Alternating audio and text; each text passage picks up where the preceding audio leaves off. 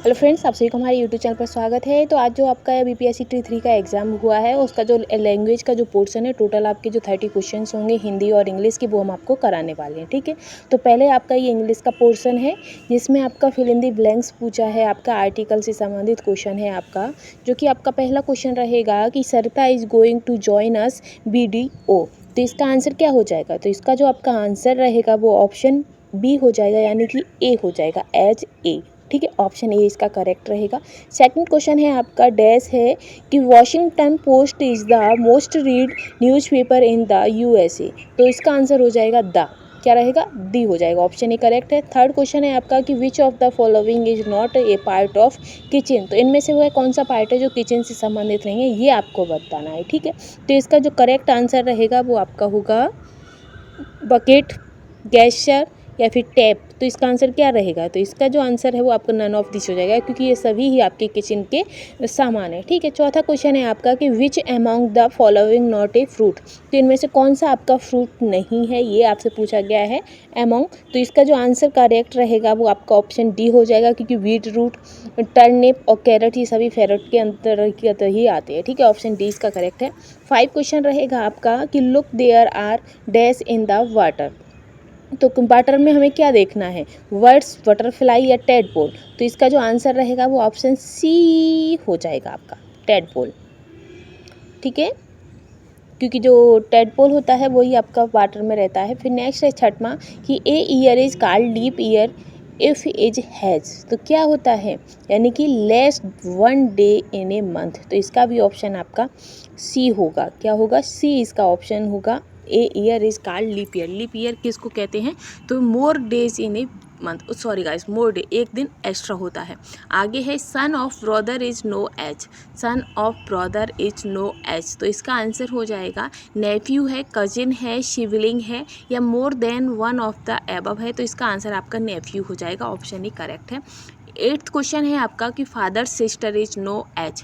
तो father sister को क्या कहते हैं? तो मौसी कहते हैं। तो मौसी तो आपकी या फिर कजन या सिस्टर इन लॉ। तो इसका आंसर जो रहेगा आपका नन ऑफ दी एबव हो जाएगा। ठीक है, क्योंकि इसमें आपका आंसर नहीं है, बुआ जी कहते हैं। आगे है 9वां क्वेश्चन आपका हिंदी से संबंधित है कि कौन सी बोली मध्य पहाड़ी हिंदी भाषा उपभाषा के अंतर्गत आती है। तो ये इसका जो आंसर करेक्ट रहेगा, मध्य पहाड़ी हिंदी की जो उपभाषा है तो वो आपकी गढ़वाली होती है, यानी कि ऑप्शन सी इसका करेक्ट रहेगा। ठीक है, 9 का। आगे रहेगा आपका 10 क्वेश्चन की कन्नौज की किस उपभाषा की बोली है। जो कन्नौजी है वो किस उपभाषा की बोली है? तो जो कन्नौजी है वो आपकी पश्चिमी हिंदी की उपभाषा है या उपबोली है। ठीक है, ऑप्शन बी इसका करेक्ट है।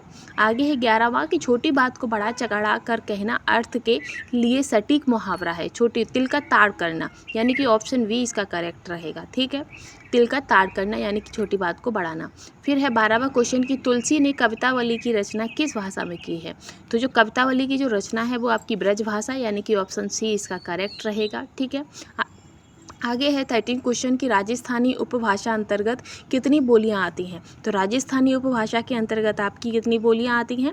6, 5, 4। तो 4 उपबोलियां आती हैं, ऑप्शन सी इसका करेक्ट रहेगा। ठीक है, और फ्रेंड्स, अगर आप हमारे यूट्यूब चैनल पर पहली बार आए हैं तो ऐसे ही आंसर के लिए हमारे चैनल को सब्सक्राइब कर लीजिएगा। नेक्स्ट क्वेश्चन है 14 की खड़ी बोली को आर्टिफिशियल डिलेक्ट यानी कि कृत्रिम बोली किसने कहा है। तो खड़ी को जो ये है, इसका आंसर ऑप्शन ही हो जाएगा, जॉर्ज अब्राहम ग्रियर्सन। ठीक है, 15 क्वेश्चन है आपका कि पहाड़ी उपभाषा के अंतर्गत कौन सी बोली नहीं आती है। तो इसका जो आंसर रहेगा वो पूर्वी पहाड़ी जो है वो आपकी पहाड़ी उपभाषा के अंतर्गत नहीं आती है। तो ऑप्शन ए इसका करेक्ट है। 16 क्वेश्चन पर चलेंगे। तो 16 क्वेश्चन रहेगा आपका कि दक्खनी को किस अन्य नाम से भी पुकारा जाता है। तो जो दक्खनी है उसे इसका हिंदवी, हिंदी, हिंदुस्तानी इन सभी नामों से पुकारा जाता है। इसका आंसर हो जाएगा डी, ऑप्शन करेक्ट है। ठीक है, हिंदी, हिंदुस्तानी ये सभी को। ठीक है, आगे रहेगा 17 की निम्नलिखित में से कौन सा शुद्ध शब्द नहीं है। तो इनमें से कौन सा शुद्ध शब्द नहीं है? अंत्याक्षरी, अंताक्षरी। तो ऑप्शन ए ये इसका करेक्ट है। ठीक है, 18 है कि नवोड़ा का संधि विच्छेद। तो नव ओड़ा, नव ओड़ा। तो इसका आंसर क्या रहेगा? ऑप्शन सी करेक्ट हो जाएगा, नव ओड़ा। ठीक है, नेक्स्ट है कि ऋजु का पर्यायवाची शब्द है। 19 क्वेश्चन है आपका कि ऋजु का पर्यायवाची शब्द है। तो ऋजु का जो पर्यायवाची शब्द है इसका आंसर क्या हो जाएगा आपका? तो ऑप्शन ए यानी कि ऋचा। नहीं, ऑप्शन बी यानी कि सरल हो जाएगा, सरल। नेक्स्ट है 20 क्वेश्चन, जो ज्ञात इतिहास के पूर्व का हो, वाक्यांश के लिए एक शब्द है।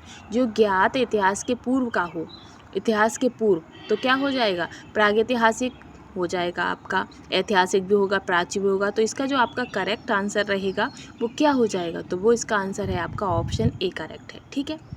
आगे हम चलेंगे 21 पर। तो 21 क्वेश्चन है आपका कि पारितोषिक किस भाषा का पर्यायवाची है। तो जो पारितोषिक है वो आपका किस भाषा का है, इनाम, कबूतर या पत्थर। तो इनमें से इसका आंसर क्या सही रहेगा,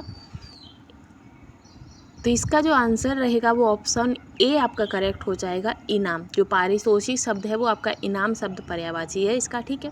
नेक्स्ट रहेगा 21 हो गया है। 22 क्वेश्चन है कि पर्याय की दृष्टि से कौन सा युग्म सही नहीं है। तो पर्याय की दृष्टि से जो आपका तीर तरड़ी है और उपल अश्व है, अनि तुषार है, तो जो आपका अनिल तुषार है ये आपका सही नहीं है, बाकी का आपके सही है, ठीक है। तो ऑप्शन सी इसका करेक्ट है।